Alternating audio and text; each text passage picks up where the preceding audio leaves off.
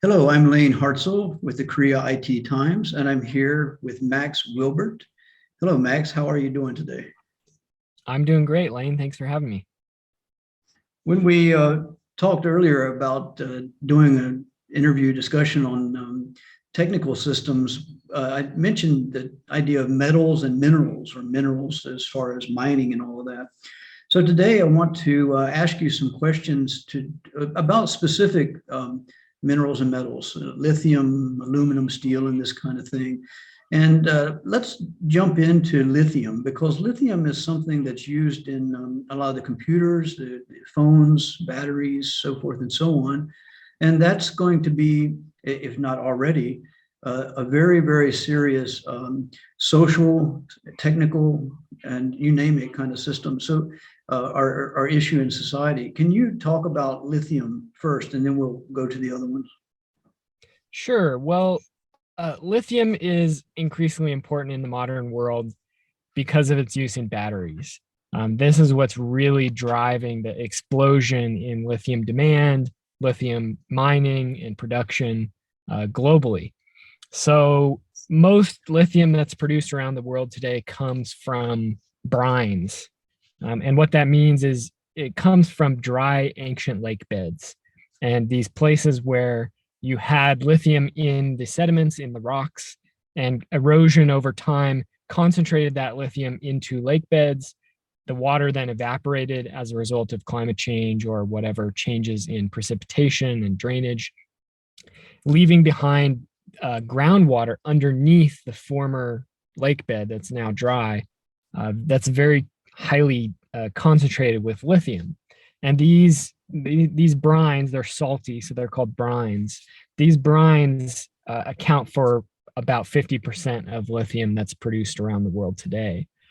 Mostly it comes from places like Chile, Argentina, Tibet, and here in Nevada, where I'm joining you from right now in the Western United States. The rest of the lithium that is extracted, a lot of it comes from hard rock mining. Some of it comes from clays and little bits and pieces from other sources as well. But this extraction is really exploding around the world.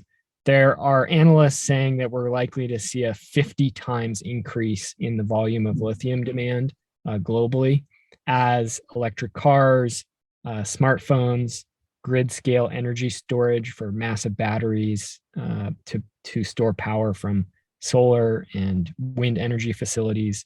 So lithium is really the next big thing. In the case of extracting this, so there's a couple things here. One is a technical issue, like actually extracting this mineral metal from the earth, and then the other is that there's actually people living in these areas. So Right. that social issue, let's get into that in a moment. But the actual technical issue, I mean, are we talking about massive amounts of energy to get this out of the earth, or how does this work? It depends on the type of lithium. I mentioned the brine being the dominant form of extraction globally. The main issue with brine extraction is actually water use, because to extract this brine, what they do, these companies do, is they pump water down into the ground to force the brine up, and then they store it into these large evaporation ponds. And if you've ever been to one of these locations, what you'll see is these massive geometric ponds with very shallow water in them, stretching often for miles and miles. And the company will pump the brine gradually into these ponds, and they'll usually have a series of ponds because the process takes a year or more to complete. And the shallow water, these very sunny, dry desert areas, the water evaporates, and you are left with these highly concentrated solutions that have a lot of lithium in them. So the major environmental impact of this type of lithium extraction is the water use, and it is absolutely stunning. To get 1 ton of lithium, you're talking about 500,000 gallons of water. So I think that's about 1.7 million liters of water, something along those lines, for 1 ton of lithium to be produced. It's a staggering amount of water use, and it's compounded by the fact that these lithium brines occur in these very dry, arid environments. Places like Tibet, the Atacama Desert in Chile, and these regions where there's very little water in the first place. And so the impacts to the surrounding communities and the ecology of these regions is very, very, it's very expansive and dangerous. So these communities in these regions are literally being run dry. The groundwater that they rely upon for their drinking water, for whatever crops they grow, their animals, and so on, is being completely sucked away by these corporations. And so we've seen some pretty serious impacts in that regard. In different regions, you have different types of lithium extraction. So for example, I've been quite involved for the last year in opposing the Thacker Pass lithium project. And this lithium mine is, the lithium here is in a clay sediment. And that clay is under the ground. And so it's not a brine, it's not in a liquid form. And so to extract it, what the company plans to do here is essentially an open pit mine. A mine several thousand acres in size, dug down about 400 feet, more than 120 meters into the ground. And that clay would then be pulled out and processed to produce lithium. And so in the case of this mine, you've got impacts that are very similar to other types of large mining operations globally. What now is a beautiful and biodiverse habitat for wildlife. It's a place where people go to fish, to gather medicinal plants, to go bird watching, go hunting, and so on, would be bulldozed and ripped up with explosives and heavy machinery. And the impacts from that would go on for many hundreds of years into the future. This type of mine would also consume a great deal of water in what's an arid region as well, something like 4.6 million gallons per day. So again, you've got a very large amount of water use, but the impact on the surrounding community here, there are concerns about pollution from the dust, because all that heavy equipment operating once again in an arid area. There is arsenic in the soil here. There's uranium, antimony, various compounds that are toxic and dangerous. Those would be airborne as a result of this mine. And so the people downwind would be at risk of elevated rates of respiratory problems and other diseases. Then you've got concerns with the water pollution, because those same chemicals would be leaching into the groundwater as a result of this mine. They would be made increasingly mobile by being exposed to the air. So essentially, those dangerous minerals are mostly locked underground right now, in rock, in clay, in solid sediments where they're relatively stable and they're not moving. But as a result of the heavy equipment coming in, explosives and so on, ripping up the ground, they would not only get blown into the air, they would also be mobilized into flowing groundwater and surface water.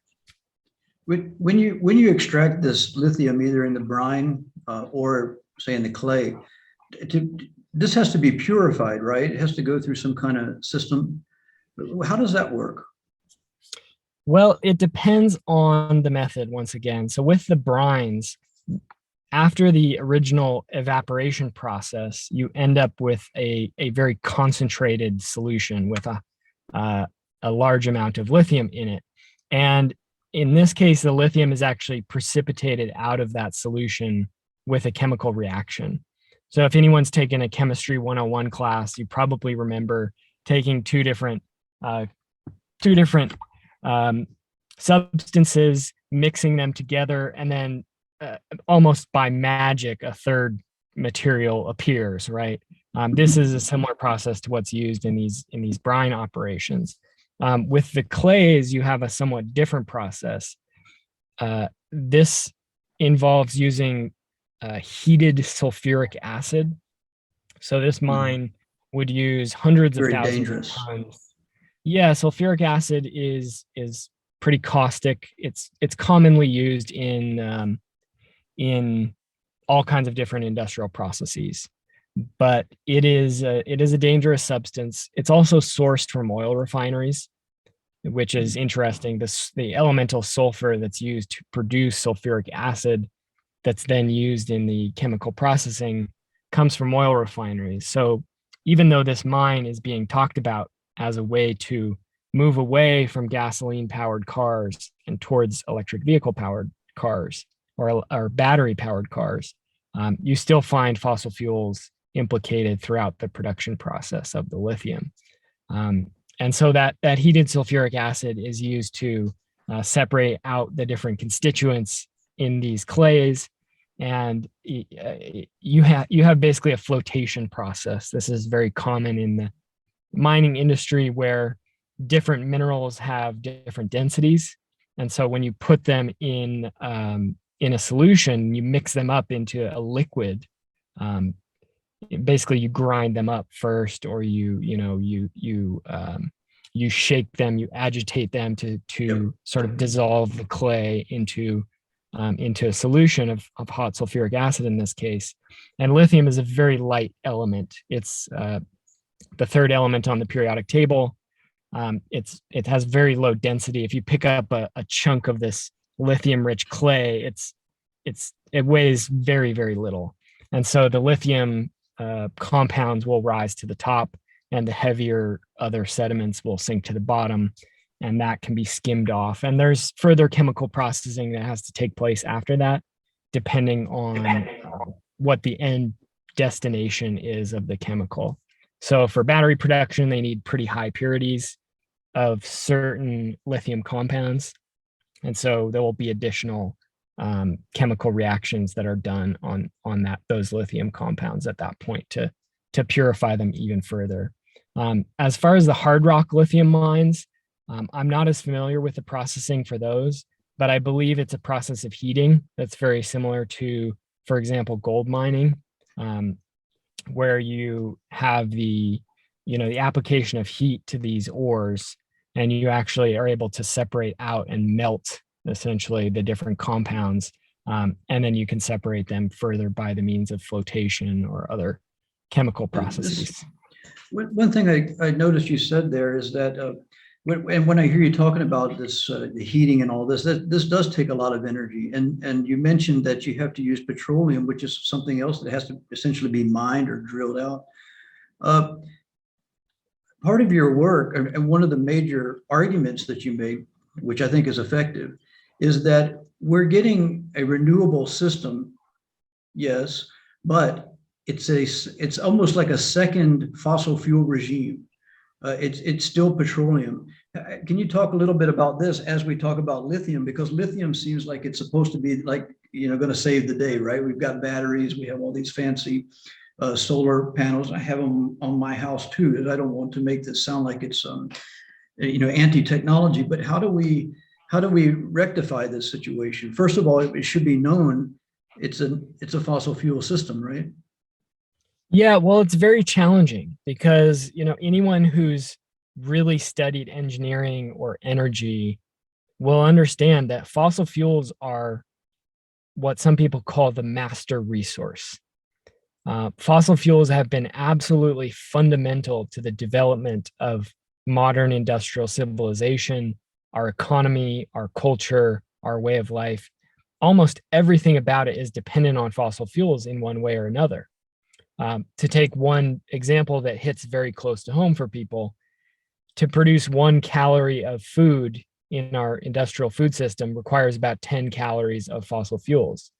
So whether you look at food production, water, wells and dams, and the manipulation of water, the movement of water around the world, whether you look at clothing, housing, lighting, transportation, aviation, communications, all of these industries and more are very heavily dependent on fossil fuels in one way or another. And that is the case when it comes to producing electric vehicles as well, and lithium ion batteries in general. I mentioned the use of sulfur sourced from oil refineries, but even more basically, all of the lithium mines that I've mentioned around the world in, once again, places like Chile, Australia, Tibet, elsewhere, they're operated using heavy equipment that runs on diesel fuel. Lithium ion batteries are simply not powerful or energy dense enough to run heavy equipment at this time. And that may change in the future, but it's likely to be decades before technology progresses to the point that that is feasible. We have to confront the reality that fossil fuels quite literally are made up of millions of years of sunlight compressed by huge amounts of pressure into a very energy dense package. And the idea that we can simply replace that with the solar or wind energy that comes in on one day, it doesn't reflect that reality. Personally, I think fossil fuels are very dangerous. We've seen increasing awareness about the dangers of global warming, about the risks of oil spills, the environmental harms of fracking, of coal mining, the air pollution issues associated with fossil fuels, the human rights abuses and harms to communities in places like Nigeria, and in the Amazon, in Ecuador, in these various regions where fossil fuels have really represented a curse to the communities rather than a blessing or a boon. But we also have to understand that it's a fundamental resource to modern life as it's currently operating.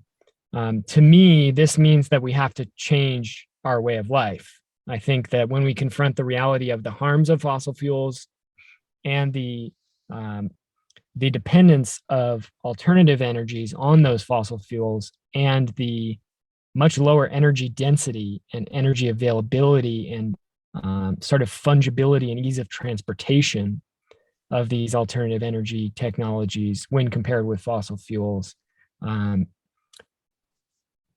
we have to come to a conclusion that we need to scale down. We can't continue down the road we've been going, and the alternative simply won't be a plug and play simple replacement for fossil fuels. It's just not technically feasible. Yes, I think that we can kind of address the techno-utopian kind of ideas that somehow magically that you can take, like, say, the small amount of oil and get some other kind of technical system that has that much energy that you say is compressed into this little amount of oil is not going to happen. We don't have that technical capacity right now. I'm not saying, or you're not saying that we won't have it, but we don't have it. And that there's a big difference between what we would like to have and what we have now. I mean, for example, some talk about we need to build a solar array outside of the Earth's atmosphere to get the sunlight, which would be, well, yes, it's a nice idea, but for a sci-fi novel, Right. you know, to bring that energy back to Earth. And we don't have any technology that we can build a solar array outside the Earth yet. Yeah. So, as you say, reduction of energy use is almost necessary if we want to have any organized human societies. You know, civilization is another issue because that's urbanization, but to have organized human societies and not have massive breakdown, something's got to give on the use of fossil fuels. Right now, the CO2 in the atmosphere is elevating quite rapidly, much more than we thought. Is that true, or do you have any numbers on that specifically? The recent numbers? Yeah. So the carbon dioxide concentrations before the advent of the Industrial Revolution were roughly 270 parts per million. And now we're around 415 parts per million. So we've seen a significant increase in the concentrations of carbon dioxide, which is one of the more important greenhouse gases. Actually, water vapor is the most important greenhouse gas. Carbon dioxide is second. And you can see increases in other greenhouse gases too, like methane and other gases as well. These are largely directly attributed to human activities. The burning of fossil fuels is the most obvious, but also the destruction of soils. When you have a grassland and you plow that grassland and turn it into annual monocrop agriculture, the majority of the carbon contained in that soil goes up into the atmosphere. And that's essentially fossil soil that you're burning, similar to fossil fuels. Similarly, logging releases big amounts of carbon dioxide and so on. And we are seeing major changes in the ecology of our planet, which has been finely adapted over billions of years to moderate global climate. These various feedback loops have evolved to stabilize global climate over incredible eons of time that are unimaginable to us. And this sort of very delicate and complex system has been broken by our modern culture. We are basically like a kid in a china shop, wandering around and breaking all this very complex, beautiful, elegant stuff. And so it's a major issue. It's a very big concern. Global warming is extremely serious, and I think that most people don't understand. We often think about this problem in terms of its impacts on us right now. And so that's why there's so much focus in popular media on extreme weather events and so on. What most people don't understand is that 90% of the excess heat that's been captured in our atmosphere by global warming is going into the oceans and creating major problems in the oceans. And that's not to mention the absorption of carbon dioxide into the oceans, causing acidification. So we are going to see. It's not just the destruction of the ecological system, which is already advanced, but it's the actual disruption of the geophysical system, of the atmospheric movements of the winds, the movement of the oceans, the density of the oceans, because if the ocean expands, then it rises a lot quicker, including also the glaciers melting. Glaciers melting is one thing, but also the expansion of the ocean. And this is, I think, what you're addressing, right? Yeah, absolutely. And I worry about this issue because it's very serious. I also worry that it gets so much focus in our culture that we ignore other ecological issues. For example, species extinctions. The crisis of species extinctions may be more of a danger to human beings than global warming is. Immediately, right. That may be the case. And a lot of people don't understand that. But the reality is that every breath of air that we take, every sip of water that we drink, every bite of food that we eat is dependent upon other life forms, other species of life, often millions of species of life working together in very complex ways that we often don't understand or very poorly understand. And so when we see these major shifts, like plankton populations are collapsing in the oceans, people may be very familiar with the die-off of bees and pollinators, which is such a major problem across the world, largely due to pesticide use and other environmental issues.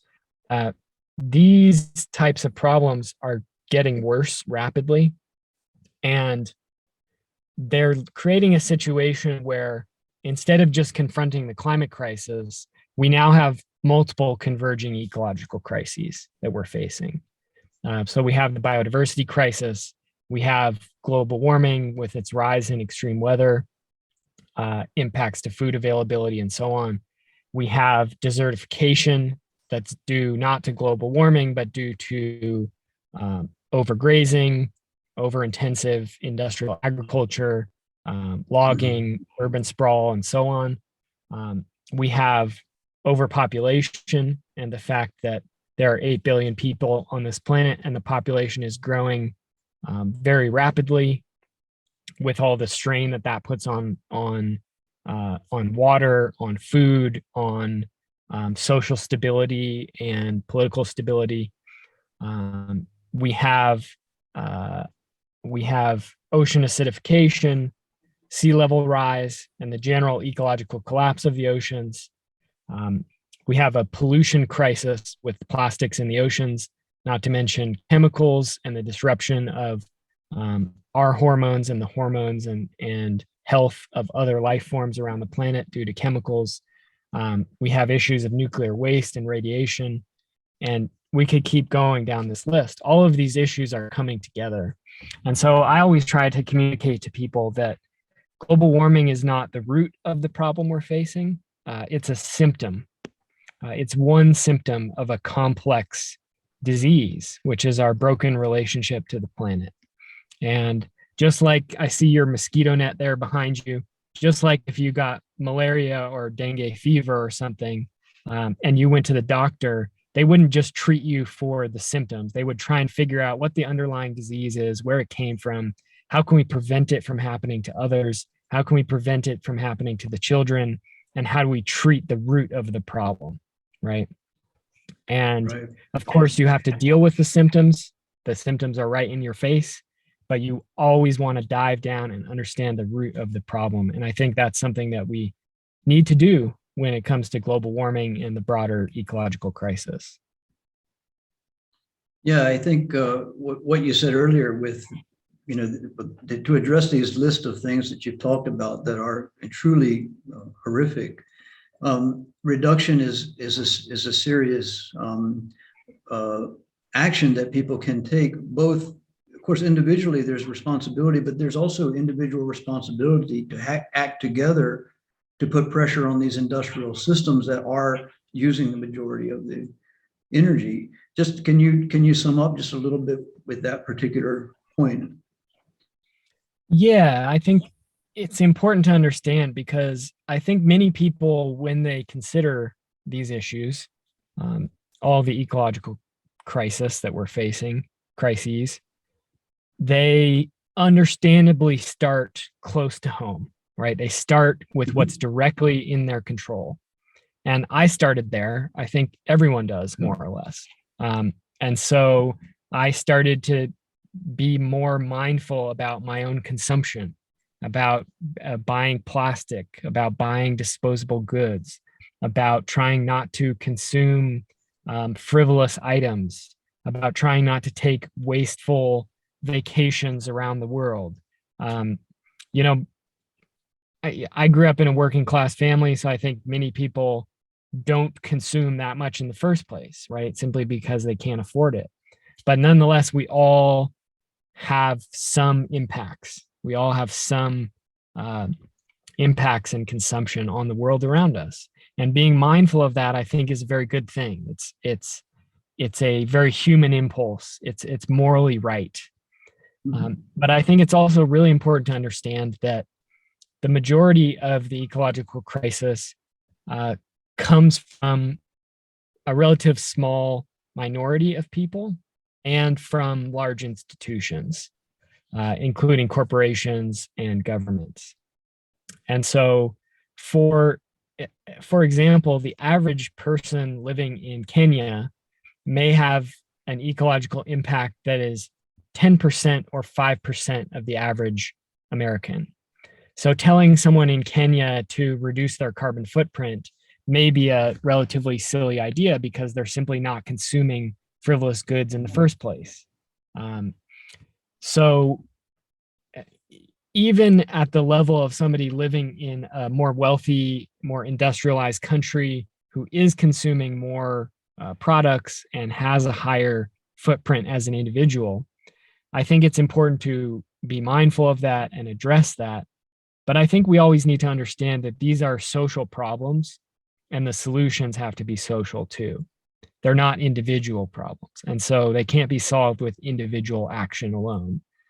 So I think we need to be thinking at the broader political sphere, the social sphere, the economic and cultural sphere, and trying to work together to address these issues, on the big in the big picture.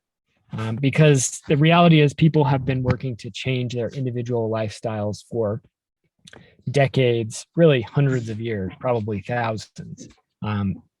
Just look at where you are in Southeast Asia, the tradition of monks, right? There's a certain asceticism of withdrawing from worldly pleasures and consumption, and the spiritual enlightenment that can come from that. I think that is an acknowledgement of the fact that material goods may make us happy in a very superficial way. And obviously having enough to eat, having somewhere to sleep, not being homeless, having, basic medical care and so on. These are basic human needs and human rights. But beyond that, the monks and the spiritual leaders all around the world have always taught that consumption is not the way to happiness. It's an illusion. You can't take any of that material wealth with you when you die. So I think that we need a spiritual evolution as a culture, and we also need to engage in sort of hard-headed political and economic organizing and social change in our communities and in our provinces, regions, and nations to change these issues. Well, Max, thanks so much for talking to me today about these really important issues. And I hope to talk to you again. Thanks a lot. Thank you so much, Layne.